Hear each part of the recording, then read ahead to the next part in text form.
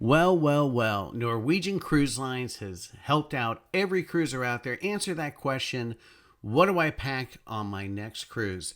And the answer is nothing. They are launching a all nude cruise on one of their ships in 2025 where clothing is optional with some exceptions, but clothing is optional for most of the time.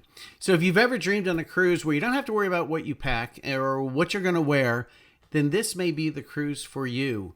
And also up, we're going to talk about Viking Cruises. Back in 2019, one of their ships was off the coast of Norway. It lost power, wasn't able to steer, wasn't able to navigate. Captain declared an emergency. The ship had to be evacuated, and the report on that incident is out as far as the cause and that it could have been prevented. So kind of disappointed in Viking Cruises that it could have been prevented and it wasn't. So we've got all of those details and more. Let's get into it.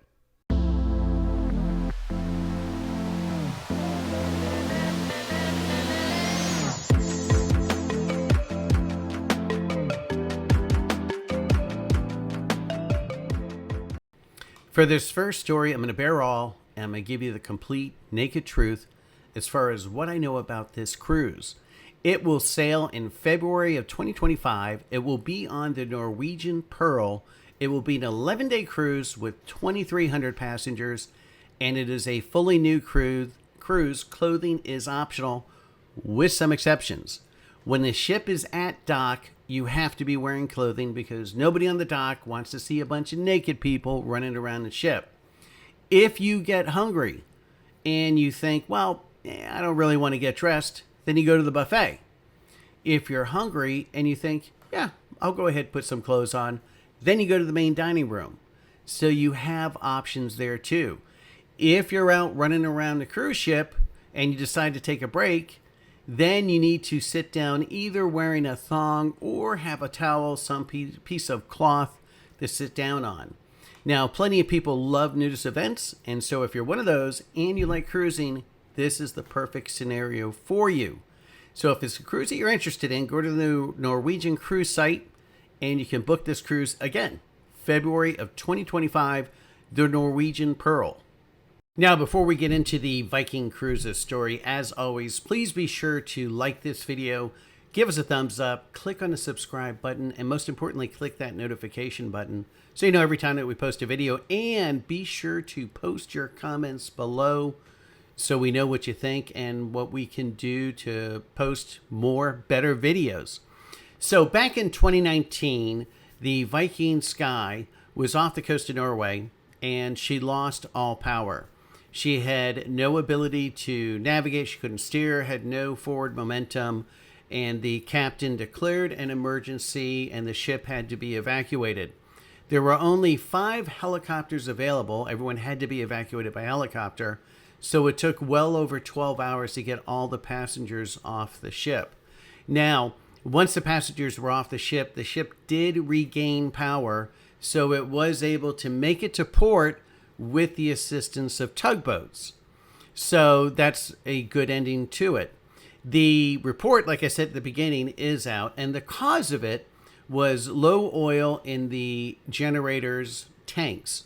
So what was happening as the ship was listing back and forth, the oil level would obviously drop, and that level would trigger a sensor that would shut down the motors.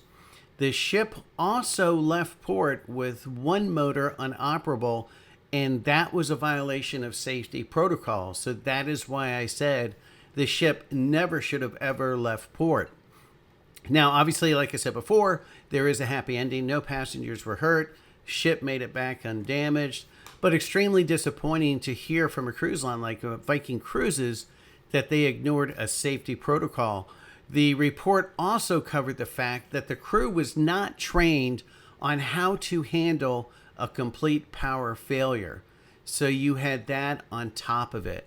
So a lack of training, a lack of following safety protocols, and ignoring a down motor all combined to lead to this, fortunately not a catastrophe, but a catastrophe that was avoided.